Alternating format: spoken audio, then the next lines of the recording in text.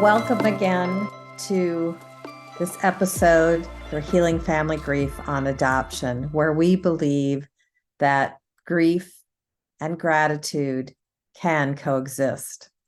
In this interview with Tim Mackey, we get yet another perspective on adoption. Tim was relinquished at birth, spending his first 6 months in an orphanage setting before being adopted by his parents.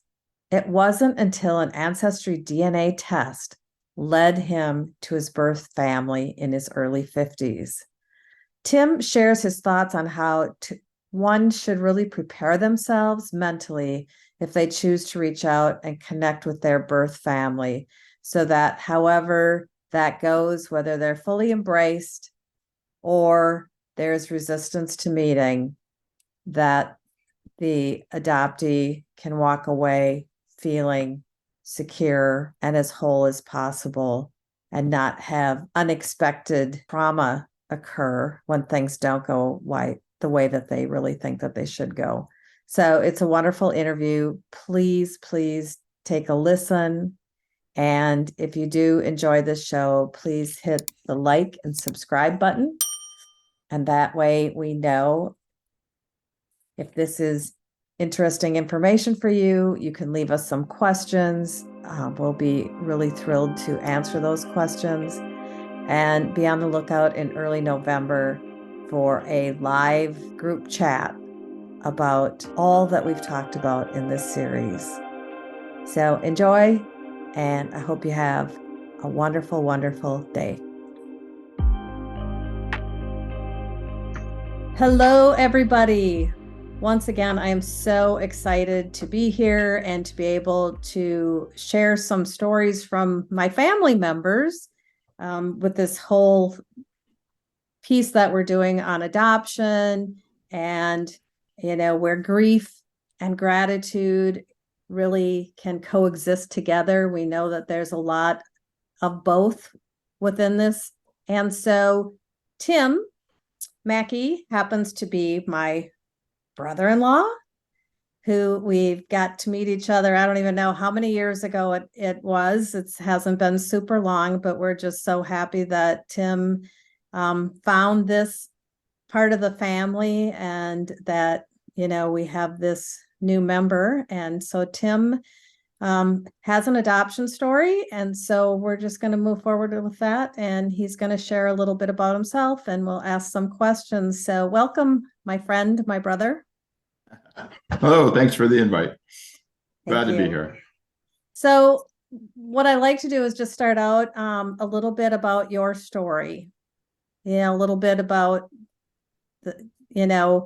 maybe what you've heard, what you haven't heard, but your story of being adoptee in a family. Yeah, I was born in Santa Clara, California in 1968. And I was adopted when I was about 6 months old, to Mark and Betty Mackey. And they moved to Seattle, to Chicago, back to Seattle, where I started high school and finished college and got married. And now I settled in.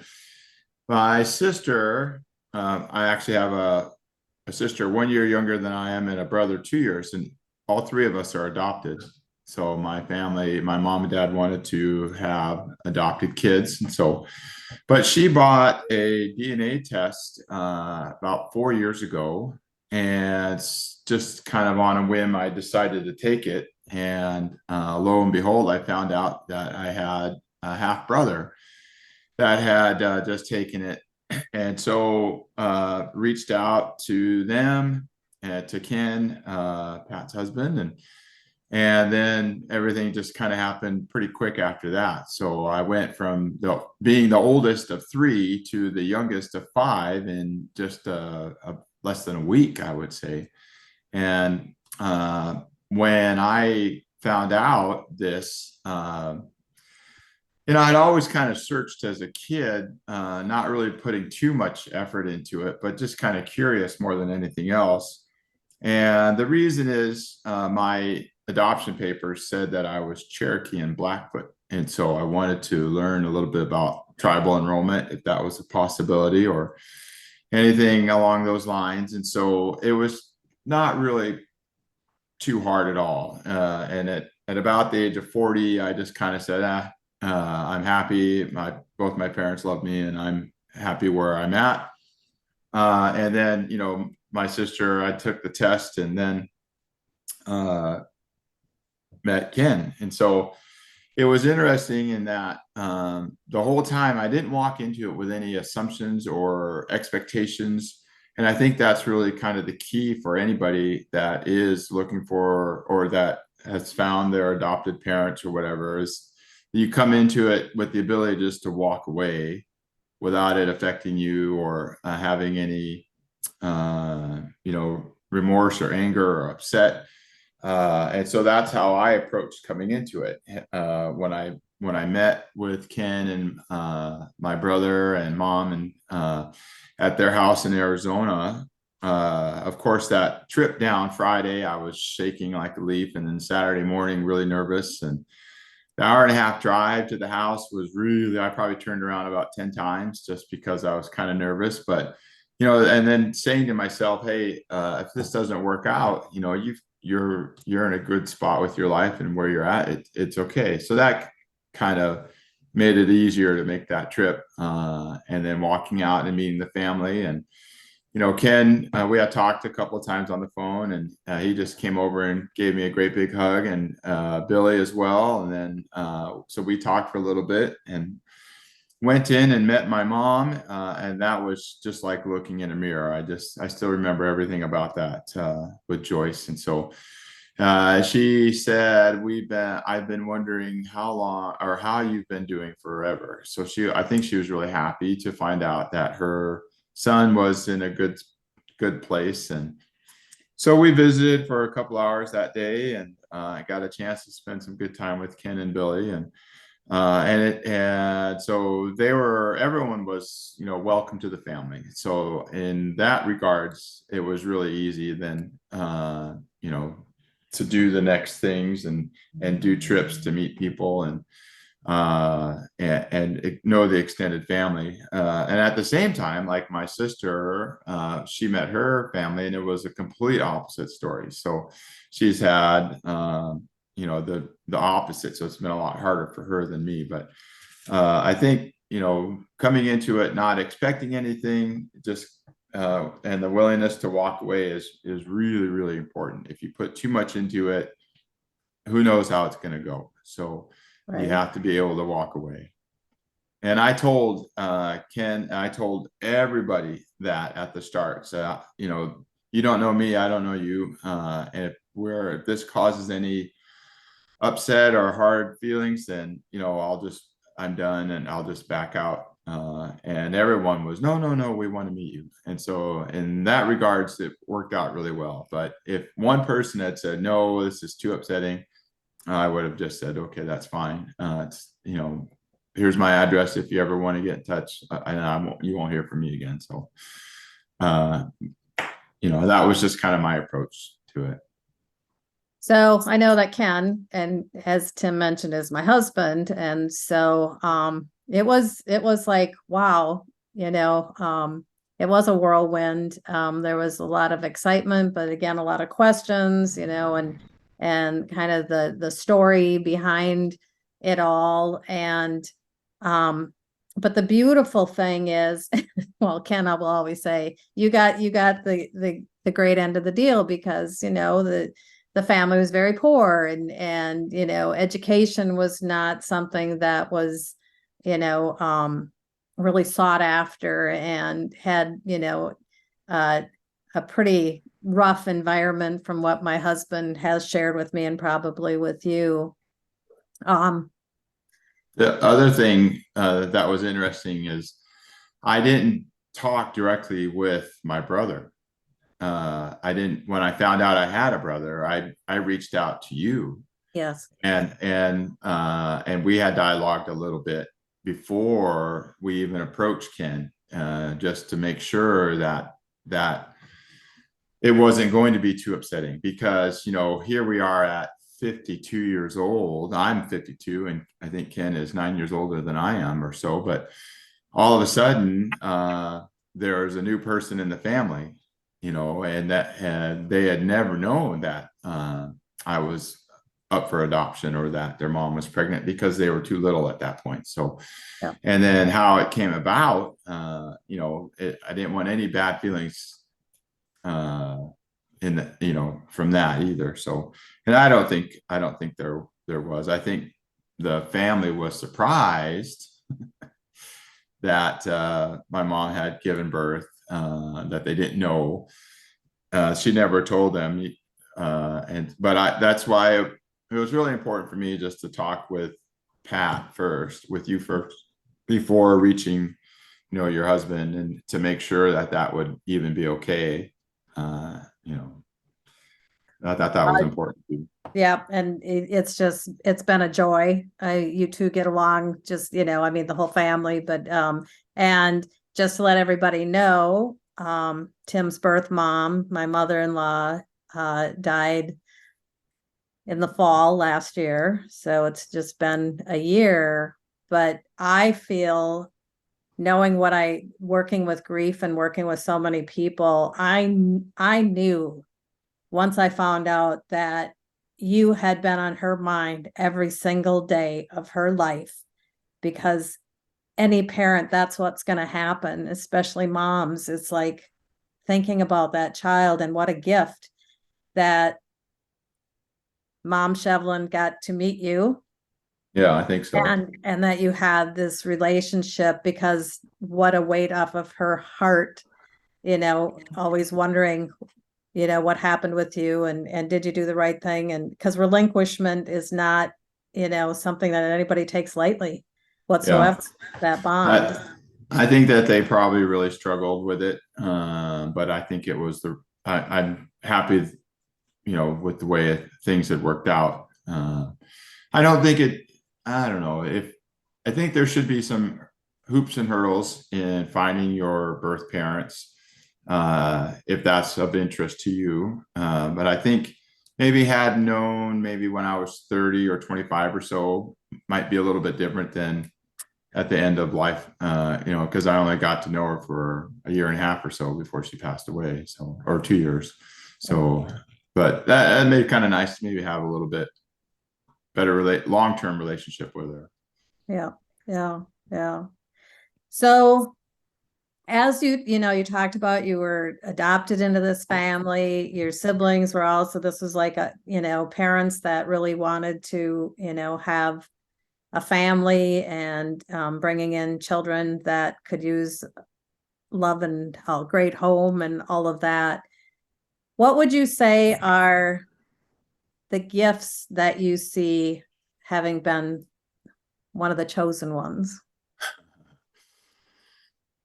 Well, I think that I think my mom and dad, my adopted parents, have given me, I think, a lot more opportunity in regards to education and studying and going to school and being a full citizen, I think, than if I had stayed and they were struggling. And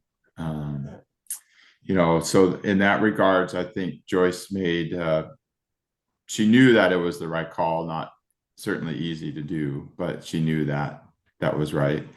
And my parents had both prayed they wanted to adopt a native child. And so it worked out great for them, and to have the opportunity. And so, I feel really blessed that my parents raised me the way that they did. And that, I think I told Ken and Billy when I met them, the state of Arizona is probably really happy that we didn't grow up together. I could see us getting into some big trouble as kids, that's for sure. But, the family bond, and the Shevlin side seems pretty strong too. So having that sense of family is good. So just the opportunity that adoption gives you, I think, is one that is really that I'm most grateful for. I heard the door slam, so I'm gonna throw it on my earbud real quick.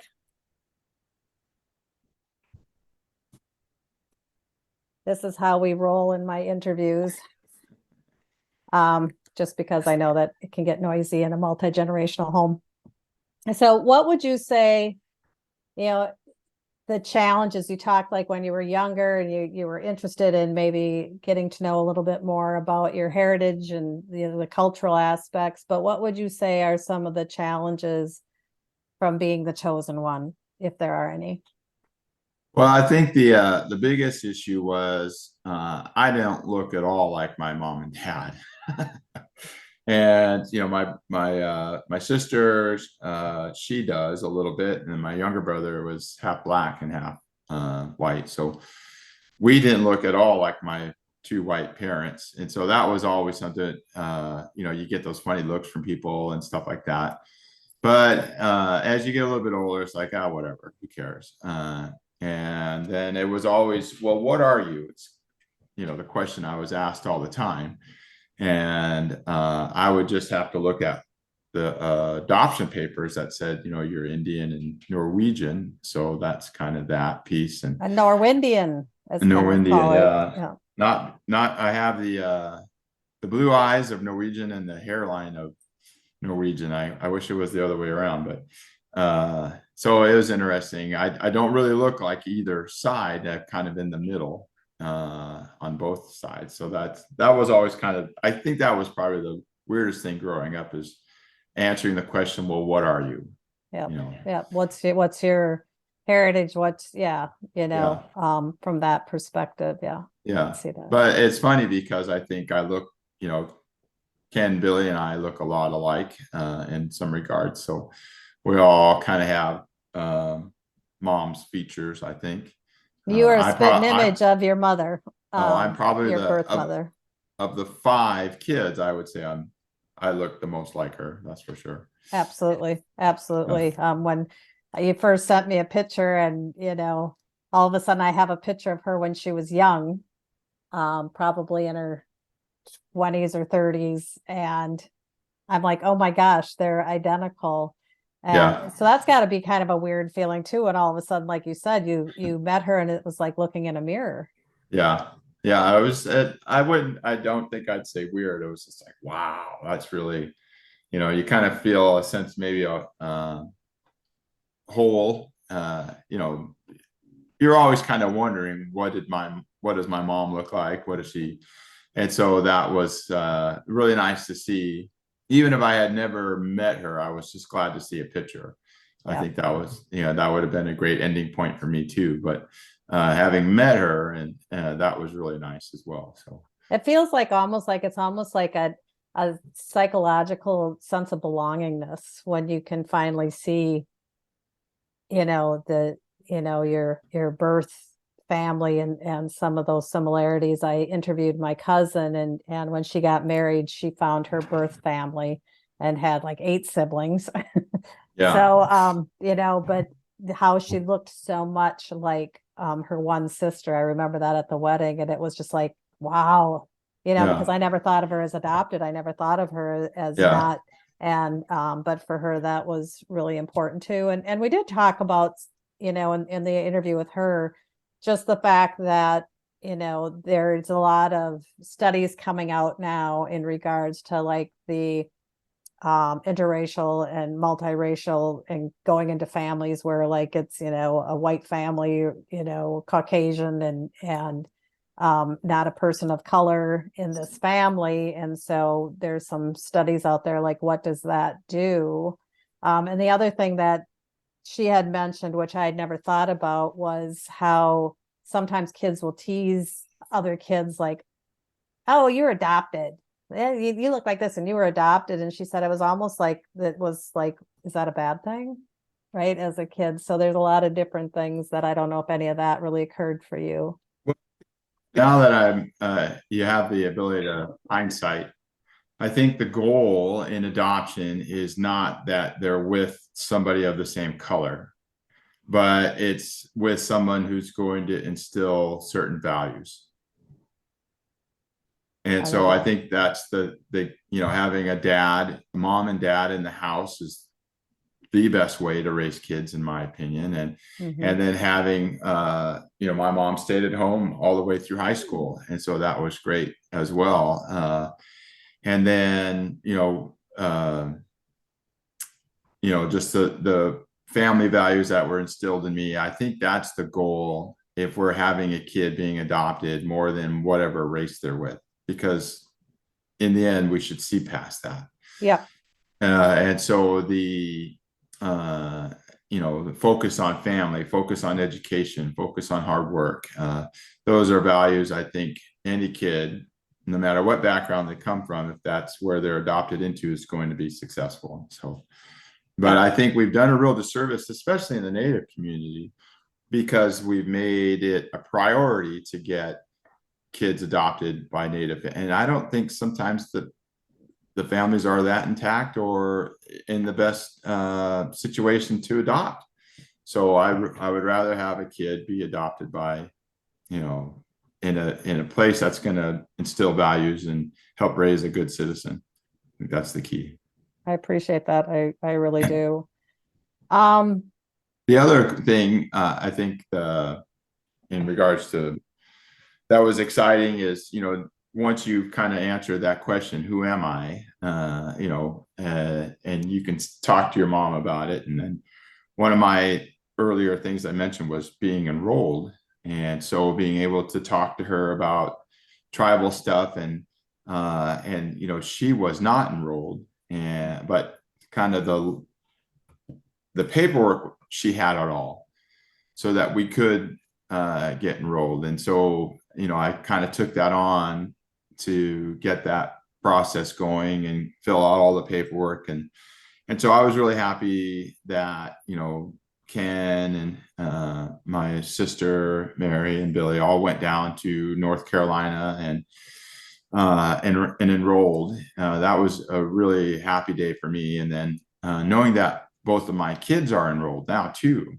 And so whatever happens, from now on, my family can always say, I know where we come from. I know our family. So that was really important to me.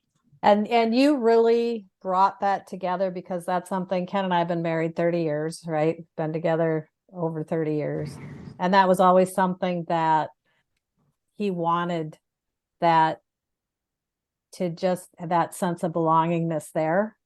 But Yeah. it was just like, it was just a very difficult thing for them. And you brought it all together and made it happen as a family, which is just, made you super happy. But my husband is just so happy and so proud, because it's his heritage. It really is that piece of his history, his mom's Yeah. history, that Yeah. we all, important stuff. Yeah. It just kind of finding that. So I and think it was important for like my brother, because he lives on the reservation, yeah, to be able to say, hey, I have my tribal card too. yeah. Instead of kind of being the outsider a little bit. So Yeah, where you had to live just outside the parameter of the reservation versus yeah, on the tribal lands, right? yeah, Yeah, very yeah. important. Very important. And being kind of two-toned like I am, I get, even in the Indian community, people are like, what? And I can now say, there you go. So it's it's I'm really happy that I did it. I'm really happy that I did it. So I'm glad for my kids. And I hope that they stay up on their tribal stuff and that they enroll their kids, and that's something that's passed down, from Yeah, the work that we did. yeah. So it's good. That was a beautiful thing. I know that Ken definitely is so happy to now have been enrolled, and in his 60s. Yeah. Powerful stuff, because there is that sense of belongingness there too, Yeah. There's probably in the nothing that community. I'll ever seek out Right. from the tribe. I mean, geez, I'm 55. I've done just fine for myself. There's, nothing that I can gain, I think, maybe from it, but it's just that sense of, belonging, or, that's my history, and that's where where so that to me is helpful. But if it helps my kids out or their kids, then that's even because they're young and getting started, that's good. But for Yep. me, it's just kind of that belonging sense more than Yep. anything. Yep. Yeah, I agree. So is there anything that you would say you wish could have been different in your story? Or do you Uh, or do you feel like, this really it all played out the way that it was supposed to play out? I think I just kind of lightly touched on it, but I get why it's a little bit difficult, because there's probably a lot that aren't interested, and it shouldn't be easy for someone just to say surprise 40 years later when that person has their whole life together. So I think I'm kind of going back and forth on that. I just got really lucky because you guys, I think, had just taken the test a couple of weeks before, and so that was really lucky. And maybe the DNA is kind of the approach that is easiest for everybody. You have to volunteer to do it. If you don't, then you're not on there. But Right. so that might be one thing. But I thought maybe like with Ancestry or whatever, they should also have an arm of some therapist available because there could be some real like you said with your sister or something like that, to just have someone that can help when things don't go exactly right, or it's such a shocker, or there's some family dynamics. I mean, we had ours, like when the story starts unfolding, it was like, whoa, but yeah. everybody here was just like, this is cool. We're just so happy that you're a part of it, and Emily and your family is a part of that. I wanted Well, to see, step. that's an interesting piece because,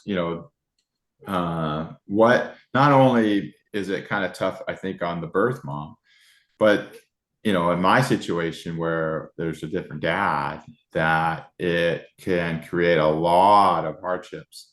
And so that was, the reason I didn't reach out immediately to Joyce or Ken because, I'm sure there's some backstory there that it was better to go through you for a while until things got settled down and people were willing to reach out. Yeah. Yeah. Um, one of the things that you said that just hit me very powerfully is the goal is not about color, it's not about nationality, it's not anything, it's about instilling values. And I know, because I know you and Emily, and just that is something that really seems to be like one of the greatest gifts your parents gave you, is really the values, and being able to pay that forward with your children. You do a lot of work, with schools and coaching and different things like that, that just paying that forward. What a gift, Yeah. that you may not probably wouldn't have necessarily had staying with the birth family, because we Yeah. know that there was some rough stuff going on there, and it wasn't bad, good, or indifferent. It's just that it was a different life, Yeah. Yeah. so Well, yeah. I'm not judging at all, the situations that was in San or while I was adopted. That's just the way it was. So, uh, you know, I'm certainly glad for Joyce. I know it probably wasn't easy, but and I'm also very happy that I was adopted too. Yeah. So Yeah. So that's a both and. It's yeah, it's a both and that's part of why I wanted to do this little bit of a series, is to just, be available for people to hear it, so that they don't, oh, I'm not alone, or my thoughts about this, I'm not alone in that thought. But everybody has different viewpoints on this too, right? yeah, And that's the power of who we are, is to be able to look at things with different lenses. But I appreciate that you talked about going in without preconceived notions of how it's going to turn out, because that's just it's a healthy balance of, with abandonment, a relinquishment, whatever, there probably is that little bit of abandonment still, simmering in there. And to all of a sudden, if you're being, like, we really don't even want to talk about it in the family, no, we just really don't want to meet with you, that I think could just layer on some, real angst in the person who's adopted. And if your core is good, then it won't affect you. But if you have other issues or you're having these troubles going into it, then it's probably going to affect you a lot more. Yeah. But if you've got your base established on who you are and what you're doing and who your family is, then the other stuff, if it works, it works. If it doesn't, it doesn't. You have to be able to back away. But if you have any kind of chinks in the armor on who you are, then I think that would probably develop those things. Yeah. Yeah. And you're very solid in who you are. You have a real knowing and a real core in your values and who you are. Yeah. And it wasn't about necessarily the birth stuff or who you are. The solid soul within yourself is, very solid. And that was nurtured.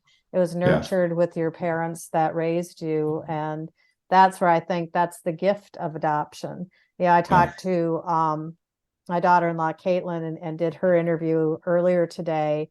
And she works in social services. And I said, how many, we know that we want to try to keep, in society, you want to try to keep kids with their birth families, if at all possible. But I said, what's kind of the ratio that you see? And she said it's 50-50, because 50% of them really do need to get into a home that's safe, that's nurturing. And so with all the people that they work with, it's a 50% chance whether it's staying with, the birth family is really the healthiest and in the best interest of the child. And that's what we need to remember, that it is about the child. And a lot of times emotions and egos and different things like that may get into the way, politics, all of that kind of stuff. And I think, for me, it's always been about the child, always the child first, always first. It's funny. I think we've made adoption too difficult. And it's thousands and thousands and thousands of dollars in legal fees and blah, blah, blah to adopt a kid. I have upstairs in my safe a letter or the court order. It's one page, double spaced, about 10 or 15 sentences that says, now for the sum of $350,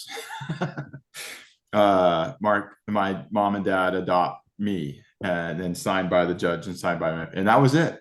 Yeah. There wasn't this big, long, drawn out process. It was $350 to take this kid. And I think that's, if we have kids languishing in multiple foster situations over and over in different room each night or different places, we've got to make adoption so much. There's so many people that want to adopt kids that just find the whole process overwhelming, and it should be a lot easier to adopt kids because the alternative is horrible. Yep. And every week, every day, every week, every month that goes by, it really is doing a number on that child's stability, their emotional stability, their health, all of those different things, good intention, but if you don't have that core stability, that's very, very difficult. And we know that. So, so what I like to ask is, what's one thing that you would just like to leave the people that are watching this with? What's one, you've given some really good thoughts to this, but what's one piece of Tim wisdom that you would just like to? Well, I think finding your birth family or birth mom is a worthwhile endeavor. And I would encourage people that are interested to do it. However, you've got to be able to cut bait and keep fishing. So if there's any chance that you're going to upset somebody or upset the other family or cause drama or trigger somebody, it's best just to close the book and be happy with where you're at and what you've created in your life. So that would be, it seems to me that the people really push, and then those are the ones that get into situations. You have to be able to go slow, and if it doesn't work or you're getting some pushback, then you fold the book and you walk away. That's beautiful. A hard one for a lot of people to Yeah. even fathom, but it's wisdom, Well, who said life is fair? Yeah. I mean, that's just True. what it is. So we don't want to, that's what it is. So don't create drama for other people. Just go in there, and if it works like it did with my family, it works out great. If it doesn't, with like my sister, then it's something you have to be able to walk away from. So Yeah. you And know, have a support, Emily, you have a supportive, I call it a tribe, but you have yeah, that support. And I think anchoring into support before you probably even take those steps is really, yeah. really important. And Well, talk that's through it. some of these things. That's a key piece. Your adopted parents are certainly your biggest pillars. And so I talked to my dad. My mom had passed away, but I talked to my dad quite a bit about the whole process, and asked him if he was okay with this, and kind of told him the whole story all along. So there was no surprises. And I told him that I loved him and that this doesn't replace what you've done. It's just kind of searching and looking for these things. So he was okay with all that stuff. And I would really recommend that you keep your adopted family involved in the whole process as well. Yeah. Because I think truly they would want you to feel that sense of the circle's closed. Yep. I don't think there's too many that would say, no, you're just mine. I don't, I think if a person's willing to adopt you, they want the best for you. Yeah. And so I think that would be something that most adopted parents would say, yeah, just what can we do to help, or what? And so my job was to kind of fill them in on everything, and making sure that they knew what was going on, that they weren't being replaced or any of that kind of stuff. So Well, and the word that's coming to me is honor. yeah, Honoring honor your parents, right? everyone who is part of this equation, this journey, and doing it with honor, honoring yourself first and foremost, but then honoring the people that are so important and to you, and Yeah, letting them know that this is love, and that love is not going to go away. It's a critical piece here, but it's honoring, and remember to do it with honor. yeah, And really, and as a coach and a grief coach, because grief does show up in some of these places here, is find your tribe. If you don't have it in your family unit, find a couple of people that you can really talk through with this before you take the steps, and just really be able to, so that you can think clearly about what might this look like, and what are your expectations, because having unfulfilled expectations can be a huge downer. yeah, and shake up the psyche a little bit. But just to that's what I would encourage people, is reach out and find someone that you can really talk to. But definitely, if you can, have the conversation with your family, the family that is your family. As Caitlin said, there's not a label for love, so family is not a label. It's about the community of where we're raised and who we're with, and there's the extended, there's birth, there's all of that. But just really talk to the people that are involved, and do it with honor for yeah, yourself and for them. yeah. Honor your mother and father. It's Absolutely. one of the 10 commandments. So Core principles. So, well, thank you so much, Tim. I really, really appreciate you. okay. We love you.